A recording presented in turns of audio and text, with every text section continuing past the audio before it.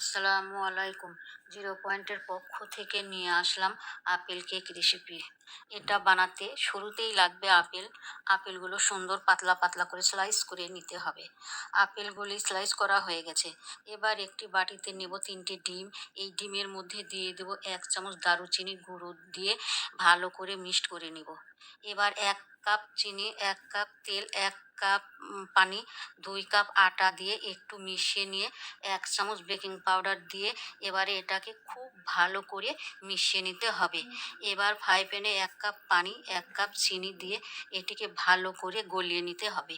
এখানে চিনিটাকে এমনভাবে গলিয়ে নিতে হবে যাতে করে একেবারে লাল হয়ে যায়। ঠিক এমন হয়ে আসলে এতে সেই স্লাইস করা আপেলগুলো দিয়ে দিব। আর এটাকে কিছুক্ষণ রান্না করব যাতে আপেলের স্লাইসগুলো নরম হয়ে যায় আর চিনির সেরাটা আপেলের মধ্যে প্রবেশ করে। আমার আপেলগুলো হয়ে গেছে। একটি পাত্রে আপেলগুলো ঢেলে দিয়ে ভালো করে সেট করে নিয়ে এর মধ্যে কেকের মিশ্রণ ঢেলে দিতে হবে।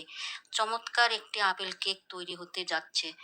এবার এটাকে ঢেকে দিব। একটি পাত্রে পানি দিয়ে বসিয়ে এর মধ্যে মিশ্রণের বাটিটা বসিয়ে দিয়ে 20 মিনিট অপেক্ষা করব। ফিরে এলাম 20 মিনিট পরে। দেখুন এবার একটা কাঠির সাহায্যে কেকটা হয়েছে কি না চেক করে। এ পর্যায়ে আপেল কেক সুন্দরভাবে হয়ে গেছে। এখন বিদায়। আল্লাহ হাফেজ।